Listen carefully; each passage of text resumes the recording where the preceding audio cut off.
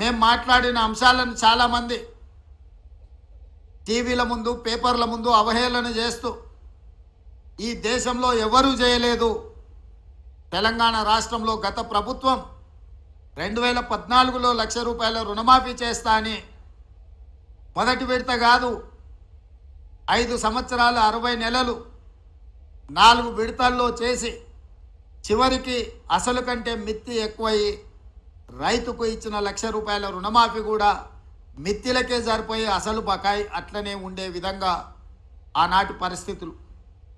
ఆనాడు ధనిక రాష్ట్రానికి నిధుల కొరత లేకపోయినా ఆ రోజు రైతులకు న్యాయం జరగలేదు. మళ్ళీ రెండవసారి కూడా అదే వాగ్దానంతో ముందుకొచ్చి రుణమాఫీ చేస్తాం ₹1,00,000 అని చెప్పి అంచనాలు 19,000 కోట్లకేసి చివరికి 12,000 కోట్ల రూపాయలే రెండవసారి కూడా 4 విడతలలో చెల్లించి 7,000 కోట్ల రూపాయలు మొండి బకాయిలుగా రైతుల నెత్తి మీద అట్లనే వదిలేసి గత ప్రభుత్వము బాధ్యత నుంచి తప్పించుకున్నది. ఏది ఏమైనా 2 విడతలుగా కలిసి 10 సంవత్సరాలు 120 నెలలు కలిపితే కూడా 25,000 కోట్ల రూపాయలు గత ప్రభుత్వం చెల్లించలేకపోయింది. మేము అంచనాలేసి బ్యాంకుల నుంచి వివరాలు తెప్పించుకొని కమర్షియల్ బ్యాంక్సే కాకుండా అగ్రికల్చరల్ బ్యాంక్స్ నుంచి కూడా రైతులకున్న అప్పుల వివరాలు తెచ్చుకున్నప్పుడు 31,000 కోట్ల రూపాయలు దాదాపుగా లెక్క తేలింది. మంత్రివర్గ సమావేశంలో 31,000 కోట్ల రూపాయల రుణమాఫీ చేసి తీర్థమన్నప్పుడు అప్పుల్లో కూరుకుపోయిన తెలంగాణ రాష్ట్రం, ఆర్థిక సంక్షోభాన్ని ఎదుర్కొంటున్న తెలంగాణ రాష్ట్రం ఏ విధంగా ఈ రైతులకు రుణమాఫీ చేస్తారని చెప్పి చాలామంది మాట్లాడడం జరిగింది.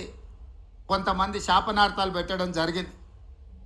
వాళ్ళు చేసిన అప్పులు వాళ్ళకి తెలుసు కాబట్టి వాళ్ళు ఒక నమ్మకంగా ఉన్నారు, ఎట్టి పరిస్థితుల్లో వీళ్ళు చెల్లించరు, ఆగస్టు నెలలో ఏదైతే మాట ఇచ్చిండో మాట తప్పుతాడు అని.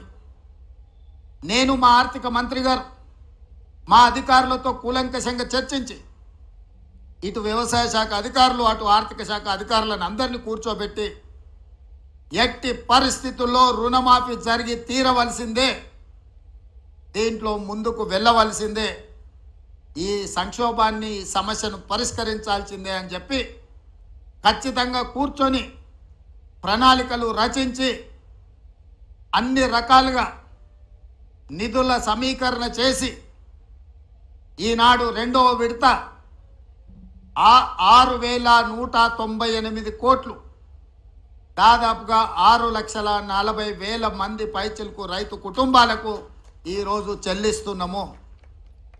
మొదటి విడతలో 6,098 కోట్లు దాదాపుగా 11.5 లక్షల రైతు కుటుంబాలకు లాభం జరిగితే ఈరోజు దాదాపుగా 6,198 కోట్లు 6.5 లక్షల రైతు కుటుంబాలకు మేలు జరుగుతుంది రెండో విడతల అని చెప్పి నేను గర్వంగా ఈ వేదిక మీద నుంచి తెలంగాణ రైతాంగానికి విజ్ఞప్తి చేస్తున్నా. ఇది మా చిత్తశుద్ధి, ఇది మా పరిపాలన దక్షత. కాంగ్రెస్ పార్టీ గురించి ఒక మాటలో చెప్పాలి అని అంటే పండిత్ జవహర్లాల్ నెహ్రూ గారి నుంచి మొదలు పెడితే లాల్ బహదూర్ శాస్త్రి వరకు దేశ భద్రత, ఆహార భద్రతకు అత్యంత ప్రాధాన్యత ఇచ్చినాం. అందుకే ఆనాడు జై జవాన్ జై కిసాన్ అనే నినాదంతో కాంగ్రెస్ పార్టీ ప్రజల దగ్గరికి వెళ్ళింది.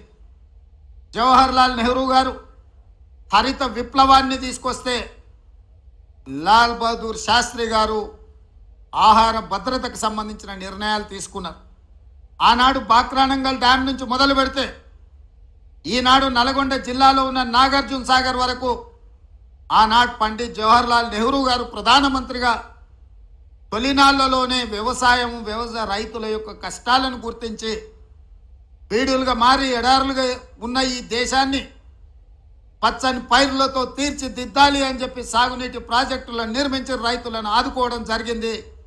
వారి వారసులుగా శ్రీమతి ఇందిరాగాంధీ గారు పేదలకు అప్పు పుట్టాలి అని అంటే పెద్ద పెద్ద వ్యక్తుల దగ్గర అప్పులు తెచ్చి బానిసలుగా మారుతుంటే, బ్యాంకుల పేరు మీద ప్రైవేటు వ్యక్తుల చేతుల్లో ఆర్థిక వ్యవస్థ మొత్తం బందీ అయి ఉంటే, బ్యాంకులను జాతీయీకరణ చేసి పేద రైతాంగానికి తక్కువ వడ్డీలతో రుణాలు ఇచ్చే విధంగా శ్రీమతి ఇందిరాగాంధీ గారు బ్యాంకుల జాతీయీకరణ చేసింది. ఆ తర్వాత అధికారంలోకి వచ్చిన కాంగ్రెస్ పార్టీ శ్రీమతి సోనియా గాంధీ గారు, శ్రీ మన్మోహన్ సింగ్ గారు ఆహార భద్రత చట్టాన్ని తీసుకొచ్చి ప్రతి పేదవాడి ఆకలి తీర్చాలి, రైతులకు ఉన్న అప్పులను తీర్చాలి అన్న ఆలోచనతోని 72,000 కోట్ల రూపాయలు ఏక మొత్తంలో ఈ దేశంలో రైతు రుణమాఫీ చేయడం ద్వారా రైతాంగం పట్ల కాంగ్రెస్ పార్టీకి ఉన్న చిత్తశుద్ధిని వారు నిరూపించుకున్నారు.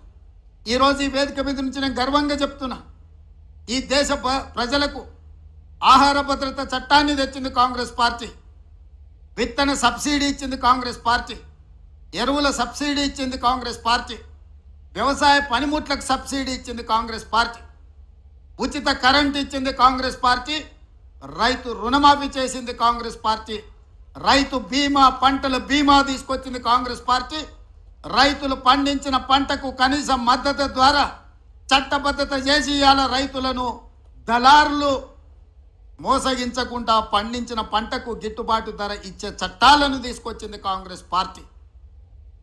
వారి వారసులుగా ఈరోజు రాహుల్ గాంధీ గారు మేము సెప్టెంబర్ 17, 2023 నాడు తుక్కుగూడ రంగారెడ్డి జిల్లాలో రాజీవ్ గాంధీ ప్రాంగణంలో శ్రీమతి సోనియా గాంధీ గారు 6 గ్యారెంటీలను ఇస్తే, ఆ 6 గ్యారెంటీలను అమలు చేయడానికి నా సహచర మంత్రివర్గ సభ్యులందరూ కూడా సంపూర్ణంగా నాకు సహకారాన్ని అందించి అండగా నిలబడ్డారు. కాబట్టి ఈరోజు మళ్ళీ 6,198 కోట్ల రూపాయలు రెండో విడత రైతు రుణమాఫీ ఈ వేదిక మీద నిలబడి నేను చేయగలుగుతున్నాను.